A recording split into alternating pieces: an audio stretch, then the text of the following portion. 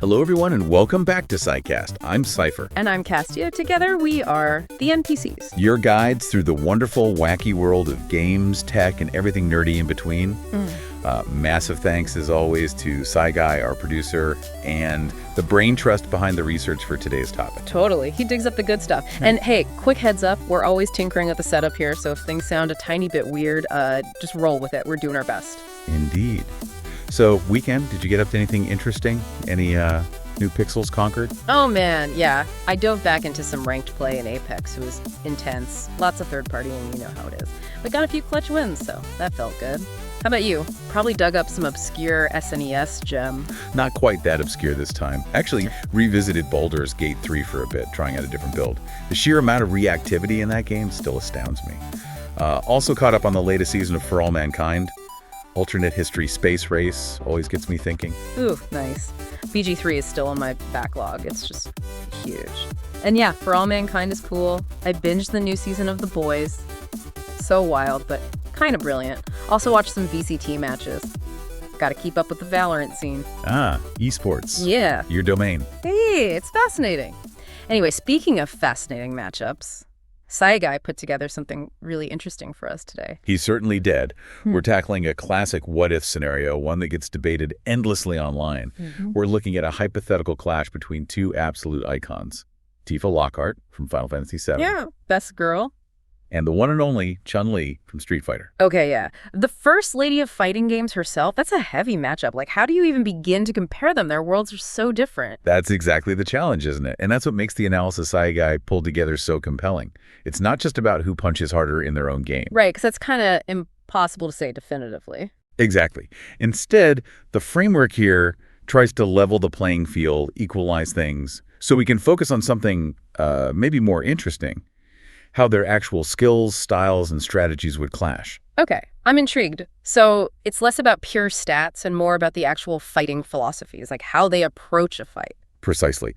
The goal here isn't just to pick a winner, but to unpack how this kind of structured comparison helps us understand these characters, their designs, and what makes them tick as fighters. It can tell us a lot about game design, actually. Cool. So where do we start? Got to introduce the fighters, right? Yeah. Lay out their basic stats based on what Guy found. Let's do it. First up, Tifa Lockhart from Final Fantasy VII, of course. A core member of Avalanche. Yeah, fighting the good fight against Shinra. She runs the 7th Heaven bar, too. Always thought that was cool. Part-time bartender, full-time eco-warrior brawler. The research highlights her resilience, definitely. Her backstory is pretty heavy. The destruction of Nibelheim, losing people. Yeah. It fuels her. Oh, yeah. That stuff with Sephiroth is intense. It makes her super protective of her friends, right? Yeah. Like, she's the heart of the group in a lot of ways. Guy's notes even call her the group's watchful caretaker. That blend of toughness and nurturing is key to her character.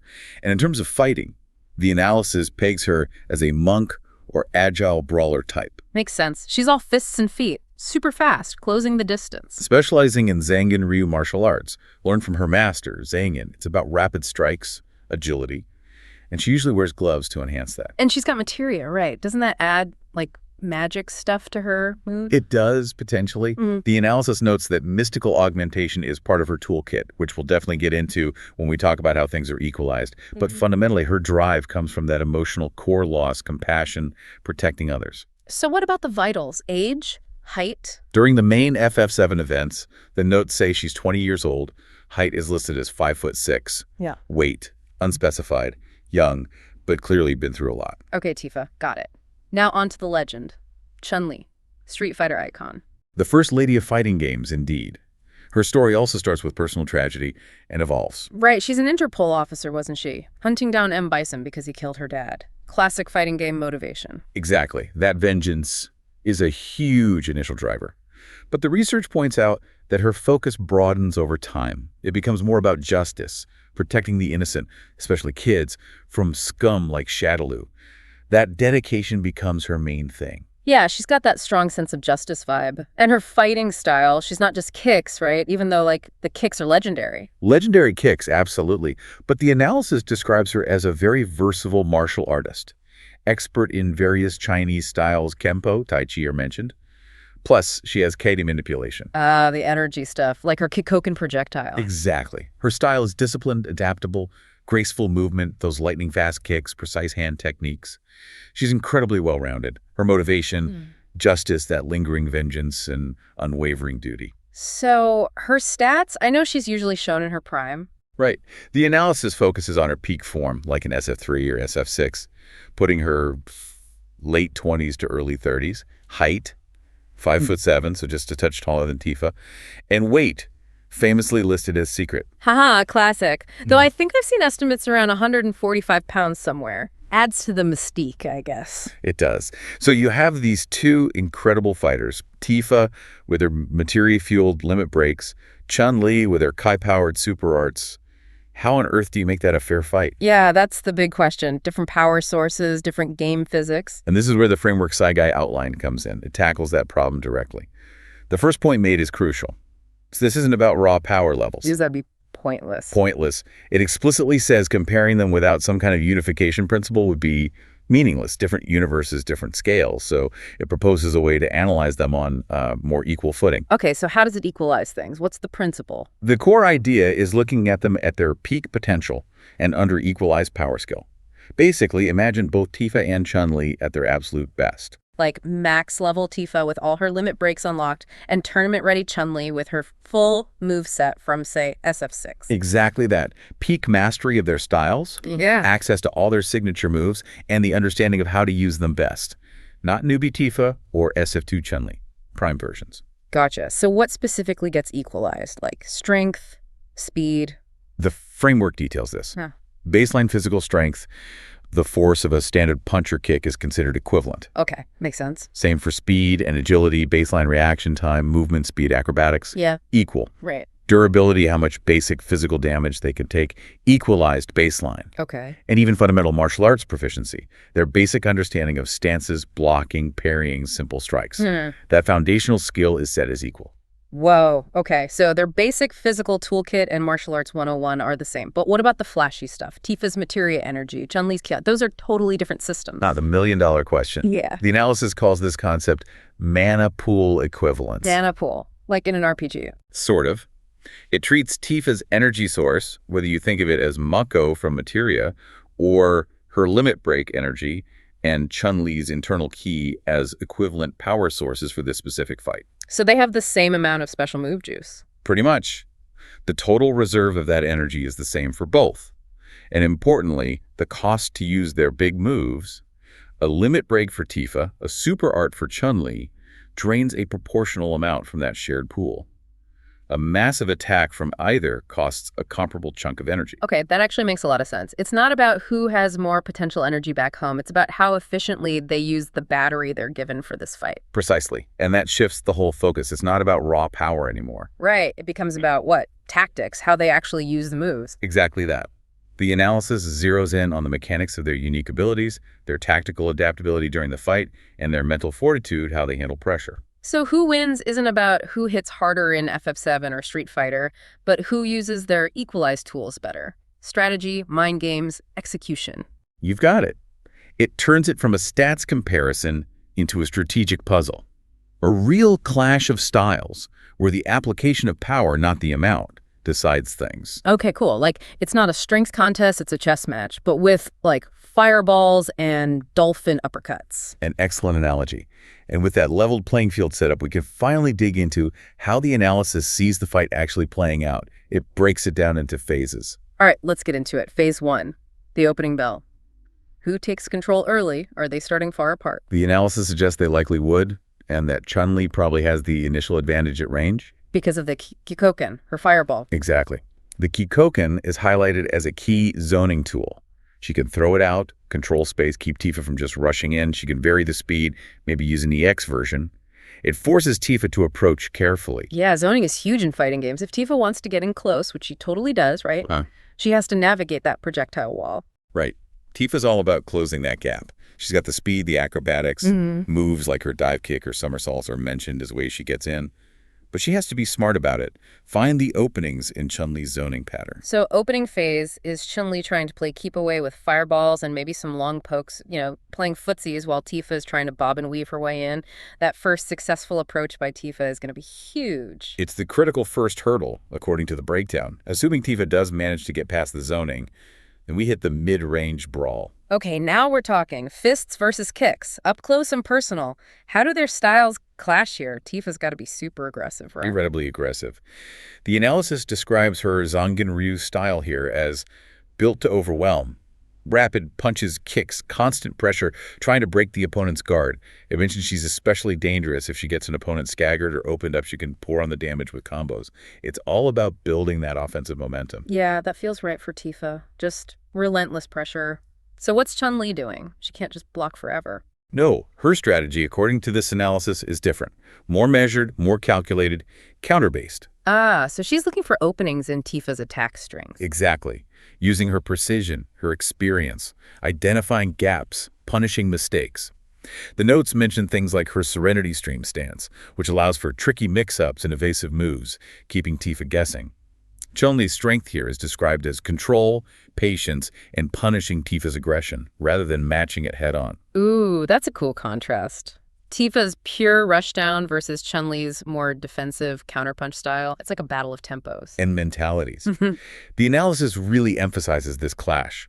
Tifa's fiery, emotionally driven onslaught versus Chun-Li's disciplined, analytical control, who imposes their game plan. That psychological edge seems super important if their basic power is equalized, staying cool under pressure. Absolutely paramount. Which brings us to the big guns, limit breaks versus super arts. Yeah. Tifa's Final Heaven, Chun-Li's Hoyoku-sen. How do those stack up when the energy cost is, like, comparable? Conceptually, they're the peak use of that equalized energy pool. Massive damage potential, potentially ending the fight if they land clean. Tifa's limits, like Final Heaven or Dolphin Flurry, are seen as these multi-hit sequences designed for huge burst damage. Totally finishers. And Chun-Li supers, like the lightning kicks or the Sotenranka. Similar deal. High damage, often cinematic sequences. The analysis assumes their maximum damage output is comparable under equalization. Yeah. But Uh-oh. There's a but. there's a potential tactical difference highlighted. Tifa's limit breaks if they have a noticeable startup animation or require a sequence. Like charging up or hitting buttons in order. Right, that could create a window, however small, where a sharp Chun-Li might be able to interrupt it, hit Tifa out of the startup, cancel the whole thing, and get a punish. Ouch. Wasting your big super and getting punished for it, that's brutal. It can be game-changing. Chun-Li's supers, while also having startup, are often described as potentially more immediate, perhaps offering fewer obvious interrupt points. It's a subtle but potentially crucial difference in their mechanics, not just the damage.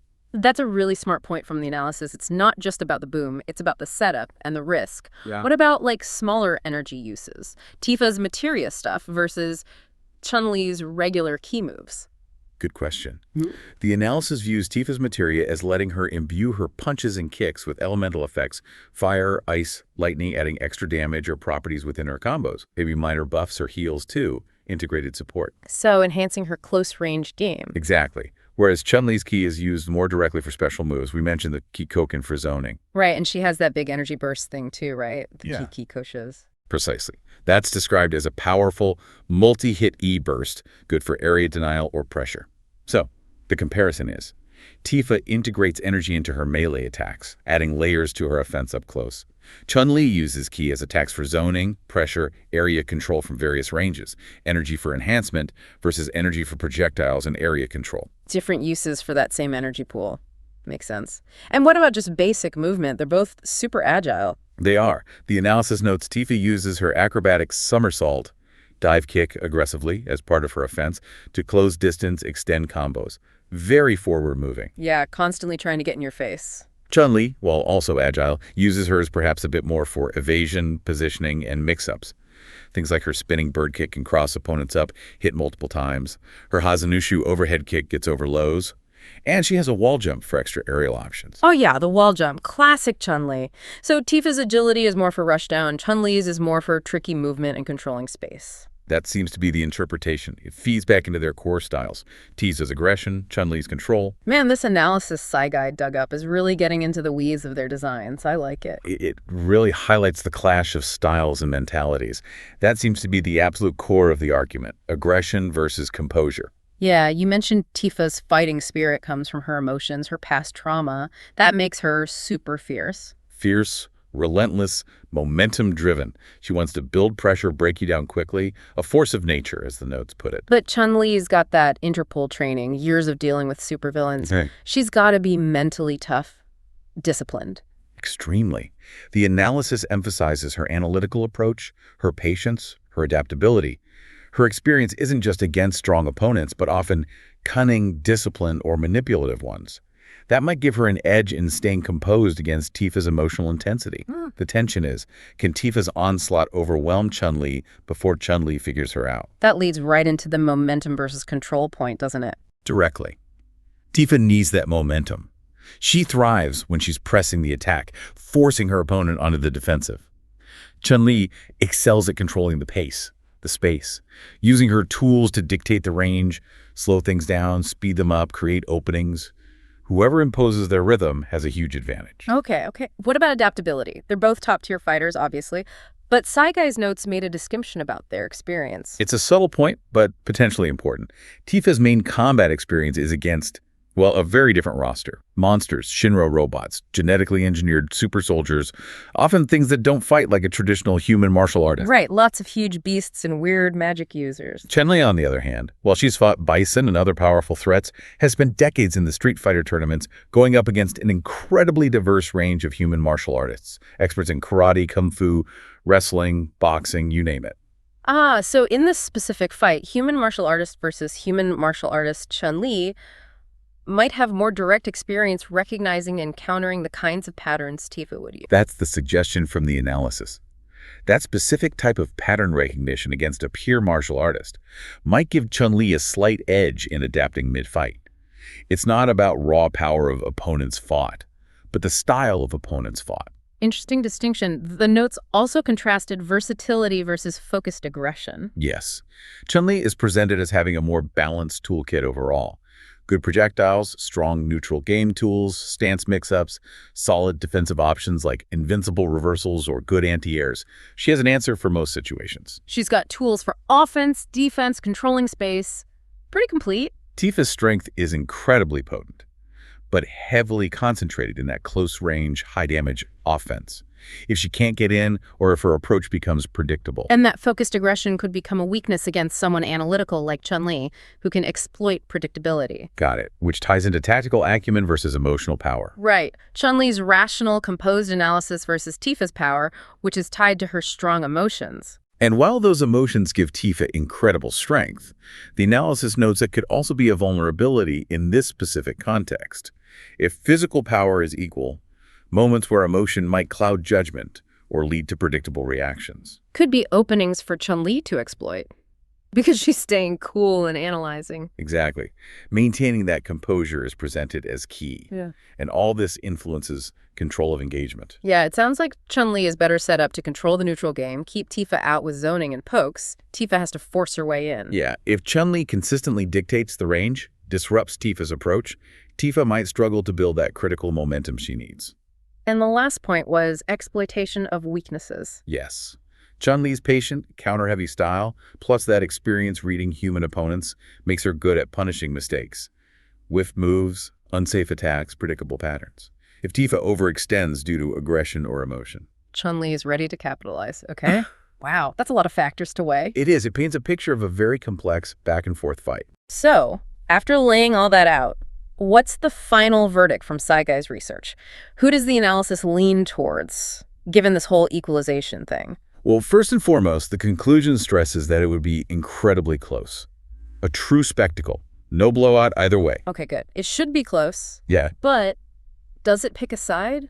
Even slightly. Based on the framework and all the points we've discussed, yes, the analysis does suggest a leaning. It acknowledges Tifa's massive damage potential if she gets in. But Chun-Li's control, her defense. Exactly. The analysis suggests that Chun-Li's combination of superior spacing tools, zoning her robust defensive options for weathering Tifa's storms, and her ability to seamlessly switch between offensive and defensive stances gives her the ability to dictate the fight more. It seems so. Her ability to gradually chip away at Tifa, control the pace, punish openings, combined with her overall versatility, tactical control, and composed adaptability, especially that knack for analyzing human opponents and exploiting predictability or emotional slips. And the analysis gives her a slight edge in this specific setup. That's the conclusion presented, a slight edge.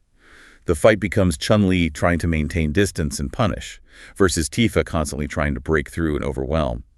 And the analysis suggests Chun-Li's toolkit and mindset are marginally better suited to winning that strategic battle under these equalized rules. Wow.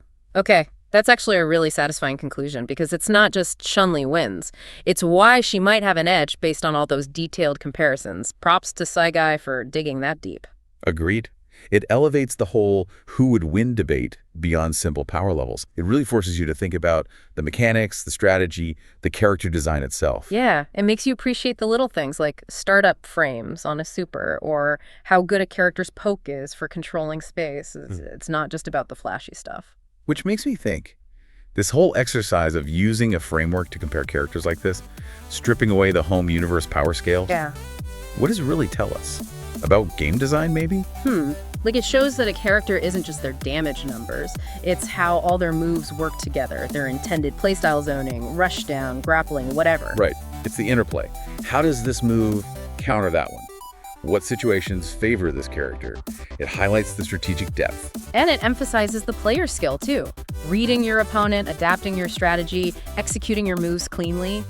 That's what wins fights in well-designed games, not just picking the character with the highest stats. Precisely. Analyzing a hypothetical fight this way really makes you appreciate the nuance in design, how subtle mechanics create strategic identity. It's about how power is applied, not just how much there is. Totally. It's the mind games, the execution, the understanding of the matchup. That's where the real skill lies. Super interesting stuff. Definitely food for thought. And hey, speaking of interesting stuff, if you enjoy these kinds of nerdy explorations, you should definitely check out SciCast every week. We cover gaming news, reviews, weird tech, all sorts of fun things. Yeah. And don't forget, Guy also does live streams over on his channel, usually playing games, chatting with the community. Always a good time. Check the show notes for links to everything. And if you're watching this on YouTube and you haven't already, maybe consider hitting that subscribe button. It helps us out a lot. Do it. Join the NPC crew. All right, that's probably all the time we have for today's analysis. Fascinating stuff. Really makes you think differently about these characters. For sure. Yeah. It was fun. Okay, time for the important bit. Remember, you're awesome. Never let the world tell you otherwise. Stay safe. Stay sane. And we'll catch you on the next SciCast.